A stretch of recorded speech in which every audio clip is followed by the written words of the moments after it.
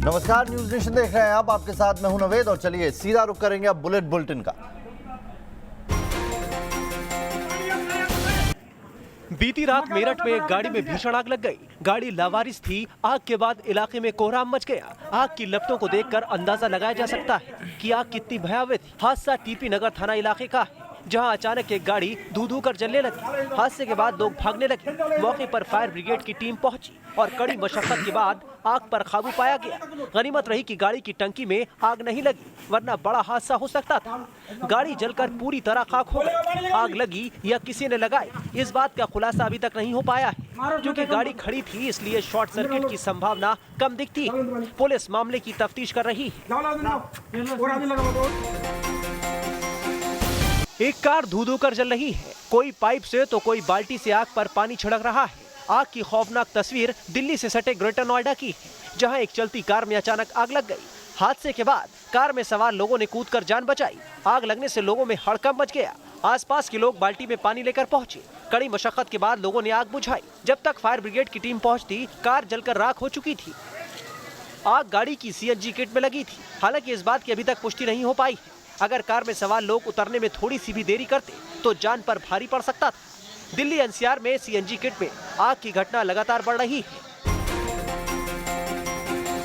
आग की तीसरी तस्वीर लखनऊ की है, जहां आशियाना पावर हाउस चौराहे पर कार में अचानक आग लग गई। अचानक कार में आग लगने से अफरा तफरी मच गई। ड्राइवर ने कूदकर अपनी जान बचाई। मौके पर दमकल विभाग की टीम पहुंची और आग बुझाई। आग की लपटें इतनी तेज थीं कि आसपास के लोग दहशत में आ गए। जिस गाड़ी में आग लगी उसके आसपास कई गाड़ियां खड़ी थी। ऐसे में दूसरी गाड़ियों में भी आग लगने का खतरा था, लेकिन फायर ब्रिगेड की टीम ने तत्परता दिखाते हुए आग पर काबू पा लिया, लेकिन कार पूरी तरह जल गई। सुपर पावर अमेरिका आग पर काबू पाने में लाचार है। कैलिफोर्निया के जंगलों में लगी आग लगातार तेजी से फैलती जा रही है। आग से झुलसकर अब तक 19 लोगों की मौत हो चुकी है। आग रिहायशी इलाकों को भी अपनी चपेट में ले चुकी है। आग से सिर्फ कैलिफोर्निया ही नहीं बल्कि पड़ोसी ओरेगन और वॉशिंगटन प्रांत में भी इससे खासा नुकसान हुआ। ओरेगन में आग 3 दिनों में 9 लाख एकड़ जमीन को अपनी जद में ले चुकी है। अकेले कैलिफोर्निया में करीब 5 लाख लोगों को घर छोड़ने पर मजबूर होना पड़ा।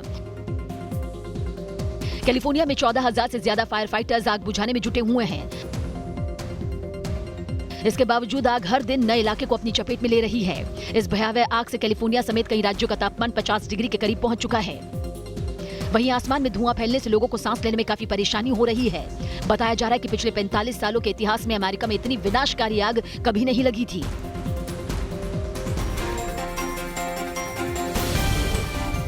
तबाही की ये तस्वीरें चीन की हैं, जहां साल 2020 में आसमानी आफत ने जबरदस्त तबाही मचाई।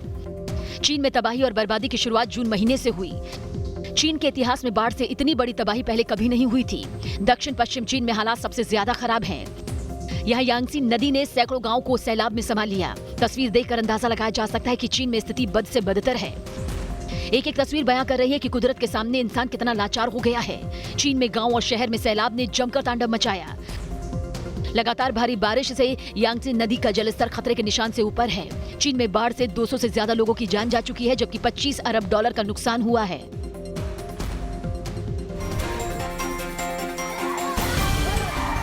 यूपी के अंबेडकर नगर में 2 पक्षों के बीच जमकर लाठी डंडे चले। बताया जा रहा है कि आपसी विवाद को लेकर 2 पक्षों में जमकर मारपीट हुई। मारपीट में एक पक्ष के करीब आधा दर्जन लोग घायल हुए।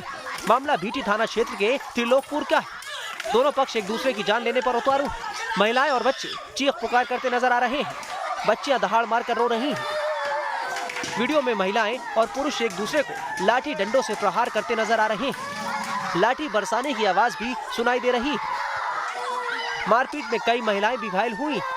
सरेआम संग्राम का वीडियो सोशल मीडिया पर जमकर वायरल हो रहा है। बताया जा रहा है कि मारपीट करने वाले लोग फरार। हालांकि पुलिस ने अभी तक मामले का संज्ञान नहीं लिया है।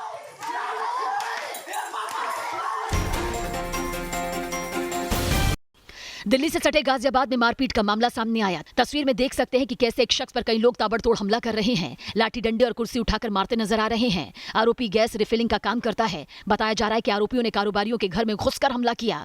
वारदात साहिबाबाद थाना क्षेत्र के जनकपुरी इलाके की है। मारपीट के दौरान वहां लोगों की भीड़ जुट गई। बड़ी तादाद में आसपास के लोग मौके पर पहुंच गए। महिलाएं भी लाठियां भांजती नजर आईं। मारपीट किस वजह से हुई इसका पता नहीं चल पाया है, लेकिन पूरी वारदात सीसीटीवी कैमरे में कैद हो गई। हालांकि पुलिस ने अभी भी मुकदमा दर्ज नहीं किया है। केरल के कोझिकोड में प्रदर्शनकारी और पुलिस में जबरदस्त झड़प देखने को मिली। केरल के उच्च शिक्षा मंत्री केटी जलील की ईडी के सामने पेशी के बाद बीजेपी और कांग्रेस कार्यकर्ता उनके इस्तीफे की मांग को लेकर सड़क पर उतर आए। पुलिस ने जब उन्हें रोकने की कोशिश की तो हंगामा बढ़ गया और प्रदर्शनकारियों को रोकने के लिए पुलिस को पानी की बौछार तक करनी पड़ी। प्रदर्शनकारी बैरिकेड पार करने की कोशिश कर रहे थे, तभी पुलिस ने पानी की बौछार करनी शुरू कर दी।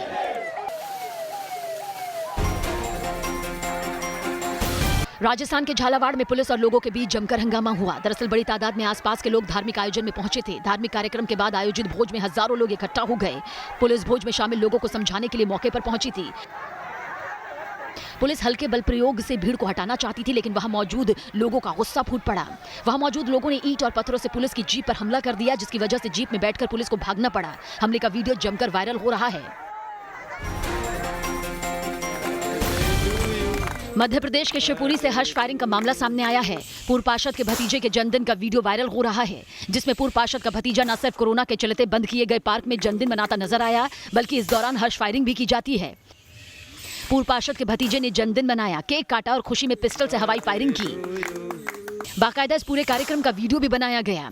गौरतलब है कि सावरकर पार्क में बड़ी तादाद में लोग टहलने पहुंचते हैं, जहां बर्थडे पार्टी और हवाई फायरिंग खुल्लम-खुल्ला कानून का उल्लंघन है।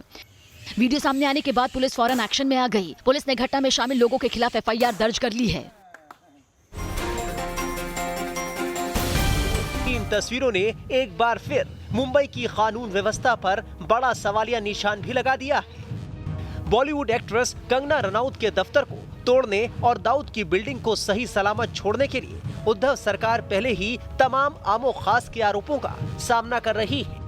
ऐसे में कुछ शिव सैनिकों की गुंडागर्दी ने महाराष्ट्र सरकार की किरकिरी और बढ़ा दी। शुक्रवार को मुंबई के कांदिवली ईस्ट के ठाकुर कॉम्प्लेक्स में रहने वाले नेवी के रिटायर्ड ऑफिसर मदन शर्मा के साथ हुई मारपीट के मामले में पुलिस ने जिस तरह गिरफ्तार आरोपियों को जमानत पर रिहा कर दिया, उसने हर किसी को हैरान कर दिया। शिव सैनिकों की गुंडागर्दी के शिकार रिटायर्ड ऑफिसर मदन शर्मा ने अस्पताल से डिस्चार्ज होते ही महाराष्ट्र सरकार पर हमला बोला और सीएम उद्धव ठाकरे के इस्तीफे की मांग कर दी।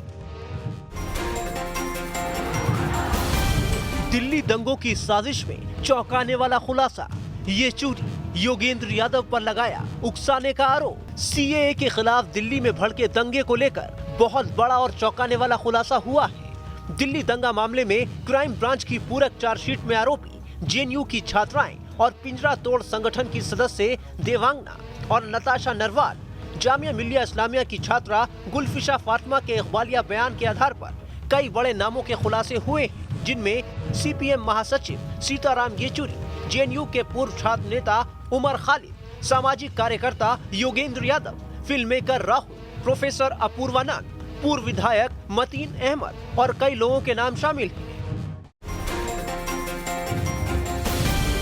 लाइन ऑफ एक्चुअल कंट्रोल पर हिमाकत कर रहे चीन के होश ठिकाने लगाने के लिए हिंदुस्तान की फौज पूरी तरह से एक्शन मोड में। लद्दाख से त्वांग तक भारत के शेर चीन को ललकार रहे हैं। हिंद के शेरों ने चीनी सेना की बाह क्या मरोड़ी, उनके होश फाख्ता हो गए। बॉर्डर पर तैयार हिंद के जवानों के सामने चीन की हेकड़ी पस्त होने लगी है। इसका सबूत उस वक्त दिखा जब पीपल्स लिबरेशन आर्मी ने अरुणाचल प्रदेश में अगवा किए 5 युवकों को भारत को सौंप दिया। चीन ने इन 5 भारतीय नागरिकों पर जासूसी का आरोप लगाया था, लेकिन भारत के कूटनीतिक प्रहार के आगे चीन ने सरेंडर कर दिया। लद्दाख से तवांग तक भारत के शेर चीन को ललकार रहे हैं। एलएसी पर तैयार हिंद के जाबाजों के सामने चीन की हेकड़ी पस्त होने लगी। ड्रैगन पर्दे के पीछे बारूदी प्यादों से खेल रहा है, तो वहीं विस्तारवादी सोच रखने वाले चीन को इस बार सबक सिखाने के लिए हिंद के जाबाज सैनिक पूरी तरह तैयार हैं। पेंगोंग झील के दक्षिण में भारतीय सेना की कार्रवाई से भारत को चीन पर सामरिक बढ़त तो मिली ही, भारत ने चीन को धूल भी चटा दी।